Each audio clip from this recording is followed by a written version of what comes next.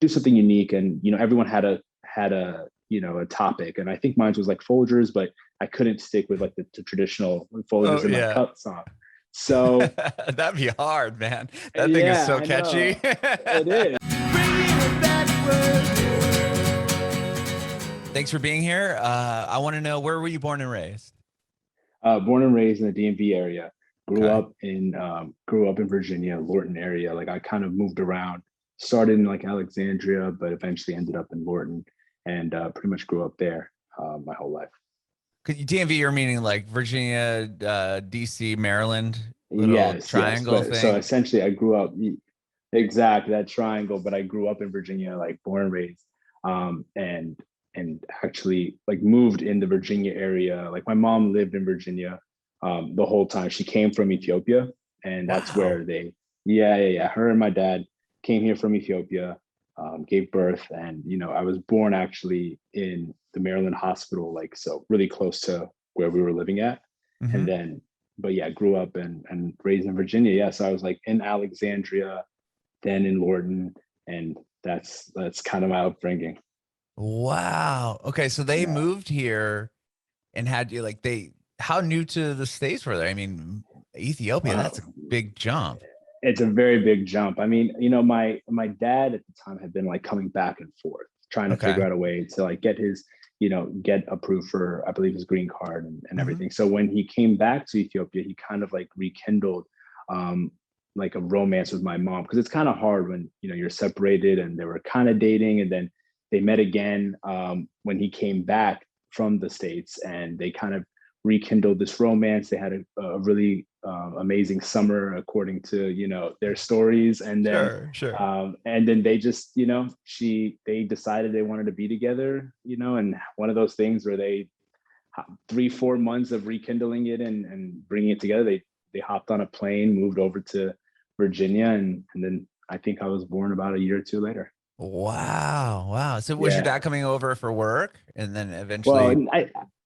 yeah, I think he was trying to sort out exactly, because there was a little bit of unrest at the time within the Mm, country. And so okay. he was trying to, figure out a way to get his visa and get approved, in the States. And it Hmm. takes a little bit of time to Oh, be able to sure. figure those things out, So yeah, I feel like what he did was he just came, started working, and, took the time to actually be able to come back and get my mom and be able to like come to America. So yeah, I mean, it's a crazy story to think about, just because how different our upbringings were, Oh, I'm like, sure. from my parents, and the things they've seen and witnessed, and then kind of like, what they did, and coming here and having a whole new upbringing. But, I was lucky enough to eventually later down the line go to Ethiopia for about a year of my life when I was Really? 10 years old. Yeah, yeah, when I was 10 years old, I was able to go back home, live with my aunt. Me and my sister went back, lived with my aunt, and really got to experience the culture,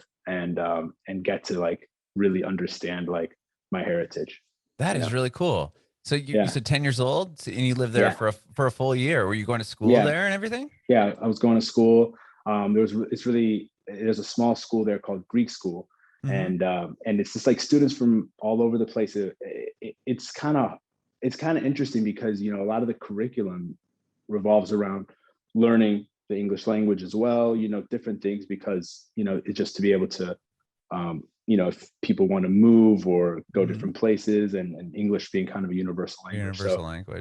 Yeah. I kind of had a head start in a way, because as even though I can speak my language fluently, I have a bit of like an accent when I do speak Hmm. it.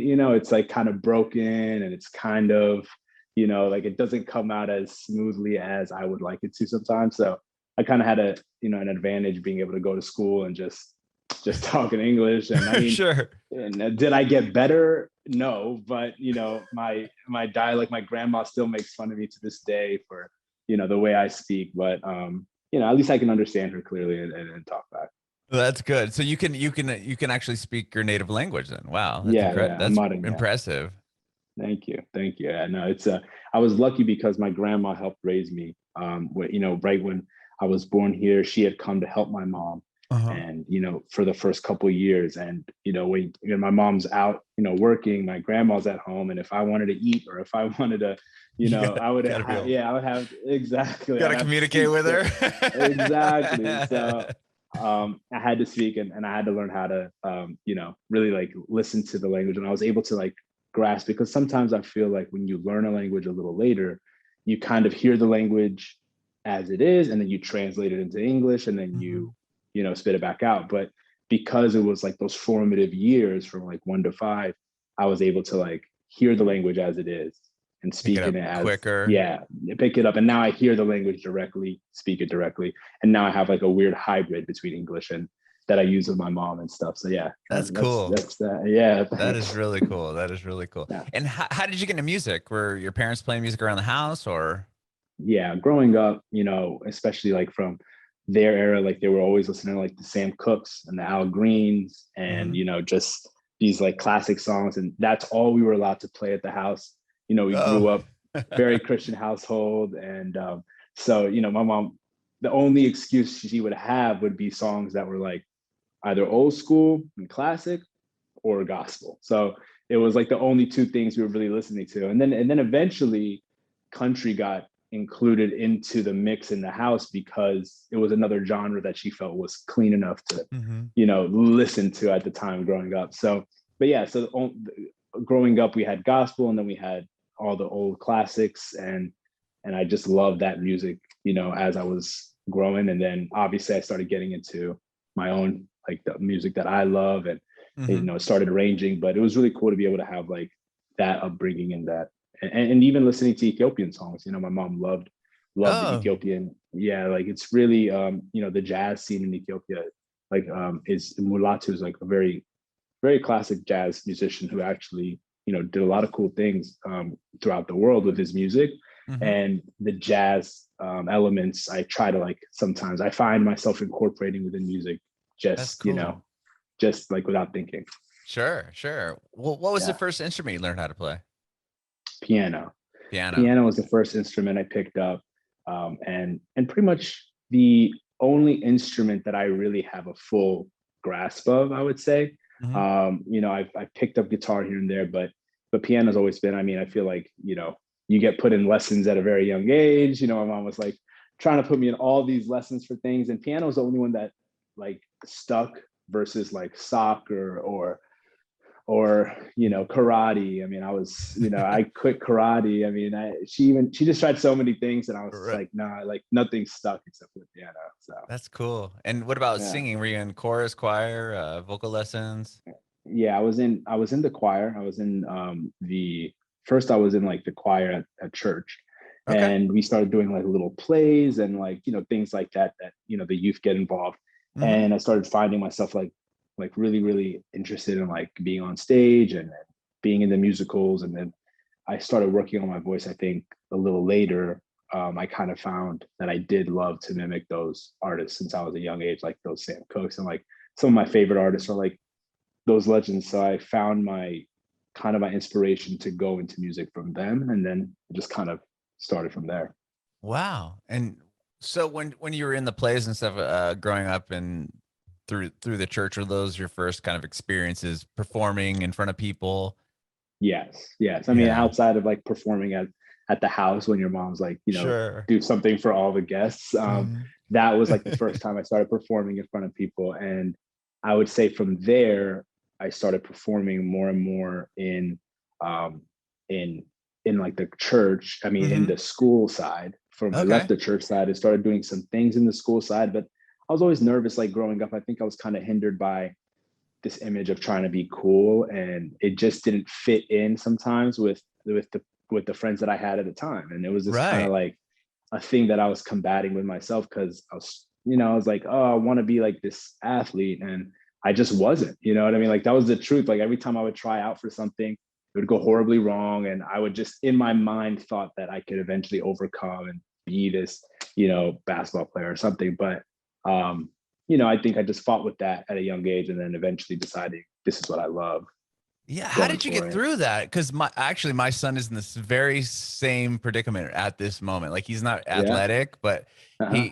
we my wife forced him into being in the choir or a chorus at school, and because he Yeah. can do it and he's always singing around the house and he plays guitar, and she kind of like shoot him into it, like Yeah. contacted the chorus teacher around his back, and he's Yeah. like embarrassed by it, and I'm curious to know how you kind of got through that, just so I could feed I it to him. I mean, honestly, it's a tough one. It first, it always depends about, the friends you have, and then Mhm. the group that you are immediately around. So if you're not around the creatives or the artistic individuals that are always in either some sort of drama or band, or if you're not Mhm. with those friends, you find yourself, with the other friends, like with the other groups that kind of lean towards other, preferences. And I feel like nowadays, obviously, it's so different. Mhm. Honestly, I would say like everyone's melding within so many different, like you could be in band and you're also like, on the football team. Like I feel like that's just like this era almost, I feel like, does that more in high school. Mhm.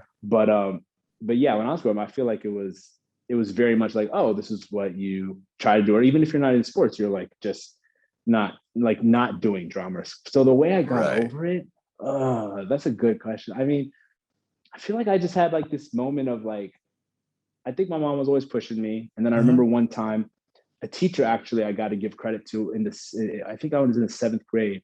And, they were like, come up with a jingle for class. And she Okay. was like, it was like the English teacher or something. And um, she was like, come up with a jingle for class, perform it in front of class, like the creative little jingle that you come up with, and do something unique. And everyone had a a topic, and I think mine was like Folgers, but I couldn't stick with like the traditional Oh Folgers in my yeah. cut song. So That'd be hard, man. That thing is yeah, so I catchy. know it is, and I'm just like, how do I do this? But I did something interesting enough that the English teacher sat down and was like, huh. And then I remember at the end of class, she had the drama teacher come in before class even ended and was like, pulled me outside, and she's like, look, I think this is something you should try out for. There's a play going on right now. It's after school, but I think this is something that you would benefit from. Mhm. And I was like, I don't know. And I tried to like fight it, but she put me in it. And I think that was an earlier time for me. Like it was a little Mhm. too early for me to be able to like fully dive in. I was still kind of nervous, but I think after I got my feet wet and I started realizing that this is what really made me happy, um, I just was like, you know what, I got to just go for it and just be me. And I actually found that a lot of my friends were really supportive and was I think appreciate the authenticity about somebody when Mhm. you do something that you're passionate about. They can see it. And I remember them coming out and supporting in the plays, or as the older I got more comfortable in the role, and they Mhm. would come out and they'd be like the loudest in the crowd. So it just was one of those things where you think something, you put a lot of pressure in your mind before you actually even give it a shot. So that's I, what I found. I don't know if that helps your No, son, that was but beautiful. That's beautiful, man. I'm gonna take that clip and be like, "Told you, watch." Dude, that's Nah, cool. That's really cool. So you yeah. you got the validation. You leaned into it. When did you start writing songs? I want to say I started writing songs like towards the end of high school, Okay. and really started like coming into the story that I wanted to tell, and how I was going to approach you know just having a project, or something in that vein. I kind of thought about it hard, and I just didn't know how to do it, but I would just start writing jingles, writing little limericks, and like just like working on things at home. And then eventually it got to a point where I was like, I'm just going to start laying these things down on Hmm. my phone, and trying to like record things on whatever I could. And that's where I kind of got my start, really. Okay. And did you end Yeah. up going to school for music, or you just took this as a passion? Yeah, no, I mean, it was a passion of mine. I went to school actually for directing. Like my goal was like I wanted to really direct, and I Oh, do like love film? film. Yeah, yeah, I Okay. love film so much. Like I still do direct some of my videos. This That's current video awesome. that's coming out, yeah, I didn't direct this one, Uh-huh. but the previous one I did. Cool. And yeah, I just got to like, I do love, the only thing I love outside of music is film. Okay. And so that is like where I was. So I went to school for it. And then when I went to school, I started realizing that like also my school didn't really have a great program for the film side. It was more theater based. Mm-hmm. So the directing side was for the theater. And I was just like, oh, like, so I went in for that essentially to like direct for the theater. And then I realized that that really wasn't where I'd find, the kind of direction I was going with. And I just kind of took a step back and just started really writing music while I was in school. Okay. Wow. And Yeah. when did you like, I mean, the first record you put out or was Red Canary. That was like the first EP, right? Yes. Well, before that, I had put out like, so the way that it worked was I kind of was sitting around and I had just gotten out of school and went to New York. And I decided, I was like, you know what, I really have to give this a shot. I'm in New York now. How do I do this? And I Oh, just kind of went online. did you move to New York to pursue music? Yes. Like I went Okay. to New York to pursue music while I also, got a job. Like I got a marketing kind of style job where I was like, all right, let me focus on this and Mm-hmm. try this and attempt. And so I kind of went on Double XL and saw like this freshman producer class, like this top 10 freshman producer class. And it was of that, like, that time. And I remember being like, all right, like, how about I just shoot off a voice memo? And I sent an email to like one of the producers, and he was kind enough to be like, hey, like, and he was like kind of up and coming and working on his own thing. And he was kind enough to be like, all right, I like this voice memo. Sent me back a beat that he produced. And there's a lot of live instrumentation that he used. Like he had a sax player, he had a bass player, he had a piano player. So everyone kind of melded and sent me back Mm-hmm. something within a day or two. I was like, this is incredible. And he was like, yeah, like, what's your deal? And I was like, I'm from Virginia. I would love to, try and make more stuff. And he was like, look, like, why don't you come out to LA and work with us and we can try to make, your project come to life. So that was kind of like the first step really into Wow. making music. Yeah, that was like, and then I started like going back and forth and then now, kind of got me to this point. Wow. So you were bouncing back and forth between New York and Los Angeles. Yeah, trying to work like because I was working in New York, but like I would Mm-hmm. like try to like take a weekend and go there, and and I remember certain moments when I was so nervous because it was my first time, and these guys were really kind of really doing some cool things at the time, and I was like, all right, how I've never done this before at this stage, and I just have these ideas, and I came in, I was nervous trying to sing, and I remember because I wasn't used to singing in a smaller room Uh-huh. with multiple people in a studio space. I was just like, oh, like there's like 10 Intimidated. people in here. Yeah, 10 people because of the style of music that they do. It's not like a producer just makes a beat and he has and then it's you and this producer and an engineer. It Uh-huh. was like you're in there with the guitar player with da da da, and like you're coming up with your ideas. You're singing out because at this point I just had so many ideas I wanted to do, and I'd sing it, and then they would just create the music behind it, and it would be Mm-hmm. like and so but then the recording part happened while everyone was in the room. So I remember just being like, all right, well, I'll try this. And I was nervous and I wasn't doing well. And every take I didn't do good on, I would just kind of be like, get more nervous and do a worse take. And then finally I remember producer took me outside and was like, hey man, look, like you flew out here to get this done and take this risk. Like, you really don't have that much time. You got to just go all in Uh-huh. and do as much as you can and not worry about anything else and just give it your all, and then let it all fall the way like it falls. And I was like, all right, well, thanks for being upfront and honest. And I just went back in and just Slayed it. felt it. Well, no, didn't slay it. I wish, like I would, but got better and more, and just didn't. I wasn't afraid of making mistakes or Uh-huh. making like going out of my comfort zone and trying new things. And he was great and coached me, and yeah, that's where it kind of started for me. That's awesome. And you put out Yeah. Blue Jay last year, and that's kind of what Yep. about your current relationship? Yeah, Blue Jays about my current relationship and who I'm with, and just like the love that I found, because Red Canary was sort of telling the story about like my previous relationships and like Mm-hmm. the things I had learned from my past essentially, and like where the reason there's three birds there was the three relationships from my past. And so Oh, okay. Blue Jay being the one Hmm. and being the current. So but yeah, like Red Canary was really just kind of me learning and kind of growing into the person I was. And so when I Mm-hmm. wrote that, it was kind of reminiscent. And then Blue Jay was more current and what I'd been through, and with the person that I'm with now. Wow. When did you meet your current relationship? It's been a few years now, actually, and like honestly, it's been like what kind of has kept me grounded and really focused on the things that I want to do. You know, she's also my creative partner in a way, and really Wow. helps build out the visions that I have. And I've been kind of blessed to have met her, especially when I was coming to LA. You're trying to figure things out at that time, and I remember meeting her in a time where you felt like you may had to go out and try to like network and meet people Right, and right, try right. to really, but in that process sometimes you get a little lost, and like you kind of forget like what you're really trying to do and who you really kind of are in a way, like about Hmm.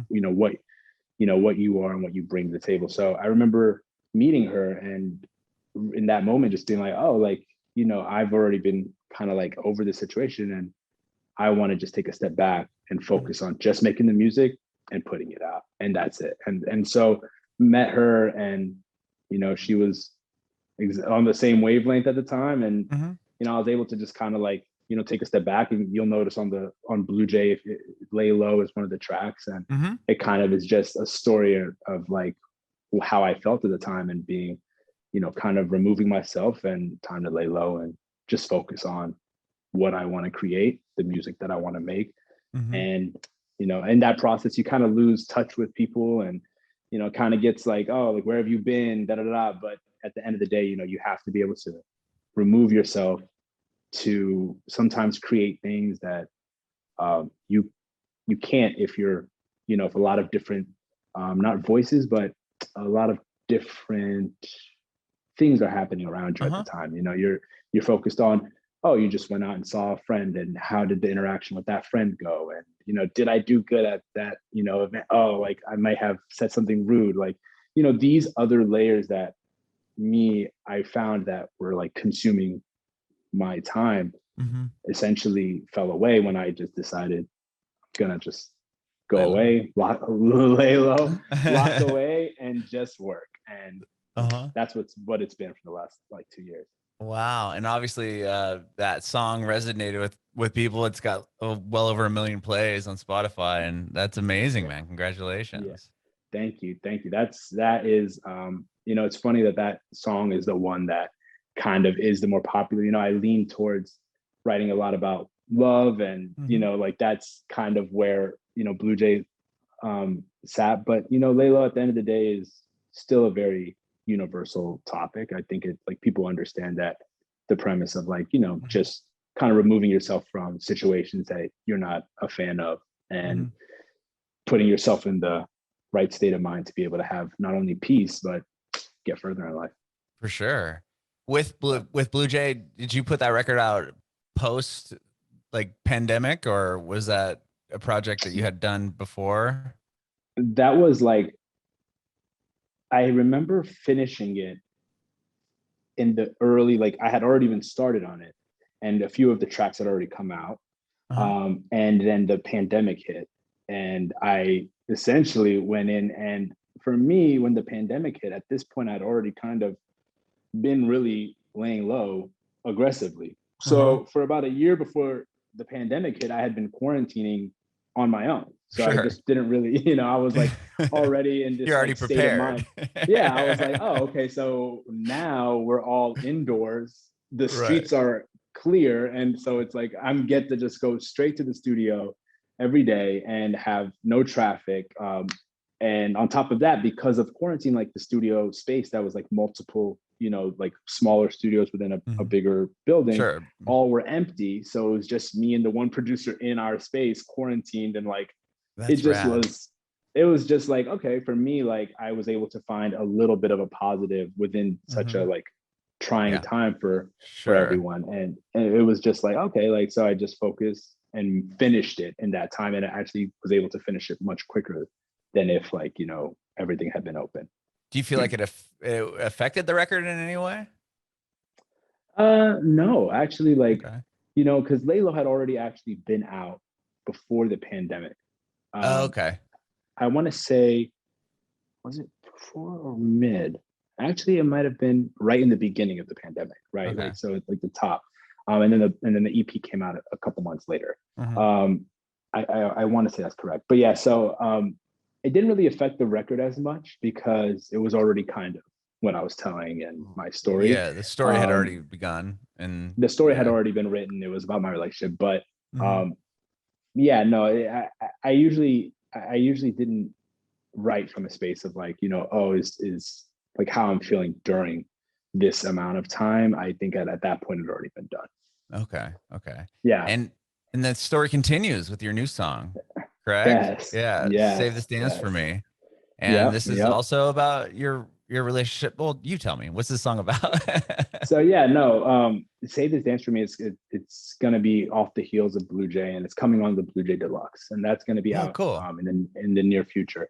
But yeah, it kind of like tells the story and the continuation of like, kind of meeting her in a way, and no matter what goes on or what happens, let's just remember this moment, and it kind of encapsulates that first time seeing her in this place called Mackay. It's an interesting story, but I saw her, blue light everywhere, and that's kind of the opening line, like blue light shining through the room, and she caught my eye, and just kind of an ode to just that first dance that we had, and you know, and if anything goes wrong, or there's always going to be times that are ups and downs. Let's just at least remember this and make sure that we remember how good this is to make sure we don't lose it. That's cool. So this Yeah. is essentially the story of the first time you ever you saw her and met her. Yeah, exactly. And it kind of leads into, like the first verse kind of captures in a way that moment of like Mhm. seeing her and like, getting like, hey, like let's remember this moment, tomorrow kind of thing. But then in the second verse, I kind of go in further into the relationship and where I'm saying, no matter what happens at this point, let's just, no matter what happens when we're older, let's save this memory and save this dance for me, and like that way it's just kind of reminiscent of what we have now. So cool. So cool. And the Thank you. video is out in what, like 15 minutes. So by the time Yeah, people hear this, it'll be out. Talk to me about the video. yeah. I mean, the video is, we got to work with an incredible directing duo directed by Mom, and they really brought this vision to life of these two dancers, Mike Tyus and Madison Oland, and they're just so talented. You've probably seen some of their stuff. Actually, it's really, really like, very new choreography, and like very like very intimate, the way that they tell the story and movement. It's just beautiful. So directed by Mom, had previously worked with one of the dancers, and I believe they might have worked with Madison as well. But yeah, they were able to like, they kind of saw the vision that we wanted to create with the song, and they were able to take it and run with it, and make something so beautiful with these two dancers, and really tell the story through dance. That is awesome. I can't wait to see Yeah. it. So it'll Yeah. be out here in a few minutes. And And a what few. else yeah, what do you have more stuff coming on the way? Like you mentioned Yes. a deluxe version of Yes. Blue Jay. Is that going to contain any other songs aside from Save This Dance for Me?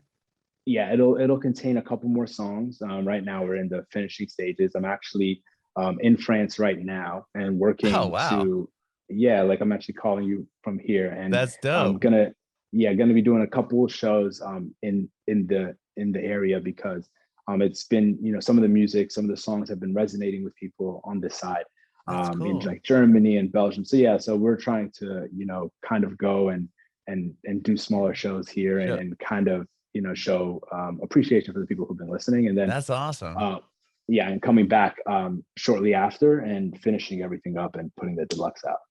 That is awesome. Have you done a show Yeah. yet since the pandemic? The No, not since the pandemic. No. So Wow. yeah, we're lining everything up for this coming fall to start doing shows. Going to do a show in the DMV. We did a small, showcase for a really good cause, um, for Empower Community Weekend, for like, very big in the DC area for the Ethiopian community, and they like Uh-huh. help people and kind of bring in a bunch of panelists. So we were able to do an event there to kind of do a small showcase, but now we're going to start really preparing for the shows. Very cool. That's really exciting. Yeah. And you have Yeah. shows. You Okay. said you're in France now, and you have shows coming Yes. up in France. Are you Yeah. playing? Well, You're playing out there? here we're trying to take a little break while we prepare for the shows that we're going to be doing. Hopefully one In the coming up in States? Germany soon. Oh, okay. And then one in kind of a showcase in London. And then we're going to come back over to the States. I think I That's lost you there for a exciting. second. Yeah, sorry. Yeah, that's exciting, man. Well, very Yeah. cool. And I love the record and I can't wait to watch the video Thank you. here in a couple Thank you. minutes. And I have one more question for you, Alexander, before I let you go. I want to know if you have any advice for aspiring artists. For aspiring artists, I mean, it kind of leans back to what we were talking about with, your son.